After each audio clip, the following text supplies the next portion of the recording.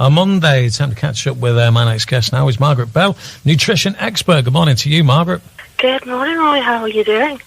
Good. I'll probably feel better when you tell me to eat better. You know, I it's a good job you're on, to be honest with you, because I don't know. It's one of these, and I know I shouldn't do this, but there's an element of like self-diagnosis. You know, when you think to yourself, why am I feeling like this? And you go online and you think, I'll look this up, I'll look that up. And I was convincing myself that I was actually gluten intolerant. Now, if it were the case that is what's going on, what is the best procedure to kind of ascertain it outside of like stopping eating everything and just eat non-gluten food? I've actually done, I've got my own podcast called Mind, Mood and Food, and funnily enough, we actually discussed gluten intolerance on the one that we released just yesterday. So you might want to catch up with that for a start. I will look out for that. A lot of people who believe that the gluten intolerant, it can be what you're specifically eating that may have gluten in, because let's face it, wheat has changed a lot over the last 30 or 40 years. So the fact now that quite a lot of the flours, even what we think might be decent flours, have actually got one of the processes actually dealing with bleach in flours as well. Oh, right, okay. So, yeah, quite a lot of the time, a lot of people think that it might be gluten intolerant, but it's might be just that specific thing. Well, I noticed that, you know, it never used to be the case for me, but lager has proved to be somewhat of an intolerance for me now. That if I do that, I become very bloated, and you know the following day can be quite fatiguing. So I tend to I've come and moved on to cider, because cider is gluten-free, I'm led to believe. So that does make a bit of a difference. But I'm thinking to myself, because I was thinking, oh, right, okay, then that being the case, I'll change the cereal, I'll not have white bread. And they were never really too much of a problem for me, to be honest with you. They didn't have any noticeable side effect. The only time I could turn around and say, I can clearly see that there's something happening here, is when I was drinking beer. Now, that could just be generally a beer and, you know, just age in your body saying, no more of this behaviour. Once men get to a certain age, and it's what I'm going to be covering in an upcoming a Men's Health Day in October. Yes, you need to kind of be more aware of different things that are going to be happening in your body, because for a start, there can be, and it doesn't happen as much as women, but you can actually have a drop in testosterone, which leads on to the male andropause, which is the male version of menopause, which can lead to, you know, you gaining weight around your middle, but also kind of just being aware more of what you're putting into your body. Absolutely. Right. That is interesting. When is it happening, this event that you've got for Men's Health? It's happening on October the 22nd, and it's going to be in the Wirral at a place called Monk's Cottage Sanctuary. Right. It is fascinating, and it's one of those things that it's almost laughed at when people say, the existence of the male menopause, because it is typically that kind of midlife behaviour which is associated with women, but that obviously there's plenty of evidence to support the fact that biological changes are happening within your body, and therefore you need to be mitigating them, don't you? Absolutely. I mean, there's been, as I say, the weight gain around the middle. You can experience like the hot flushes and brain fog. Which, do you know what? When I'm saying hot flushes, that mean you wake up in the middle of the night and you're soaking in sweat. Would that fall into? Mm-hmm. Yeah, that's what happens to me. Well, not just middle of the night. You can get hot flushes at any time. Right. To be fair. I see.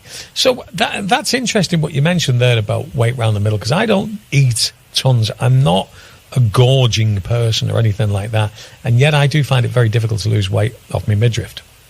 Mm-hmm. Yeah, that can be a particular reason why, because you're over the age of 40, and with testosterone dropping, estrogen may have risen, and it's a rise in estrogen that can cause the weight gain. All right. So how can you kind of get out of that cycle? What can you do? That's the question. Well, there's definitely foods that can help when it comes to, a little bit of low testosterone as like testosterone boosting foods.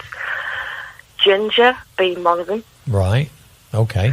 I know some people probably won't like these, but oysters also. Right. But there's other things as well, like shellfish, beans, nuts, and funnily enough, pomegranates as well.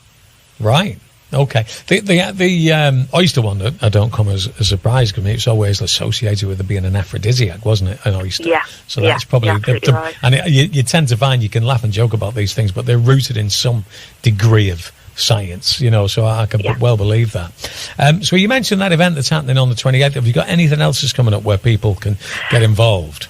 Yeah, so the Men's Health Day is October the 22nd. We have a one the weekend before, exactly at the same venue, 15th of October, which is a gut health and menopause day retreat. So we're kind of helping men and women on being hitting that certain age, shall we say, and wanting to be able to help themselves more when it comes to nutrition, but also the mental and physical health side as well. Right. Is there? Well, listen, we've had conversations with regards to nutrition, diet, and all of those kind of things. Is there any kind of food that you pretty much always avoid because of you personally? It does have some kind of side effect or something like that, something that you would really avoid? Yeah, ultra processed food. So we're talking like packaged food, stuff from McDonald's, Burger King, all that kind of stuff, that ultra processed food. Why do you avoid the ultra processed food? One, the chemicals in it. There's obviously quite a lot of E numbers and different kinds of thickening agents, that kind of thing. They all can have an effect on the body. But as well, the way the food's actually produced, quite a lot of the time, the meat source isn't the best. More than likely, it has hormones in there, but also things like medication that the animals have had, which then get passed on to us through eating it. So a number of reasons, to be quite honest with you, I wouldn't choose ultra-processed Well, what do you do? How do you avoid that situation with ultra-processed food? Because we're not just talking about stuff that you can get from a fast food restaurant. We are talking about ready meals and things like that. Yeah. So you are, if you're living this busy lifestyle and you know that time is of the essence, that you do need to throw something into the microwave really quickly. So how do you avoid that?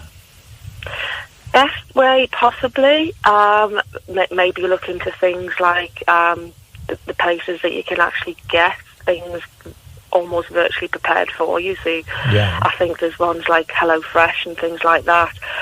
But as well, really start looking at the ingredients on the back. If you don't recognise stuff that's in the food, why would you put it in your body? It's an interesting way of looking at it. Marg, it's always good to speak to you. So if people do want to find out more about the kind of stuff that you're doing, the events that you're involved in, or any little cheat sheets that they can come across in order to make themselves a bit better, how can they do that? Yeah, I'm on Instagram. My Instagram tag is Gut Feeling with Margaret Bell. Or you can check out my website, www.nehhub.com. Right. And what have you got for your lunch today?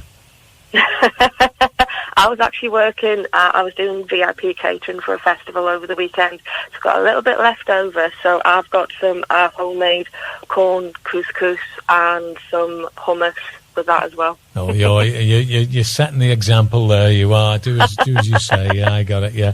All right, Margaret. Listen, we'll get some more tips off you in the not too distant, if that's okay. No problem at all, Roy. Thank you very much. Thank you very much.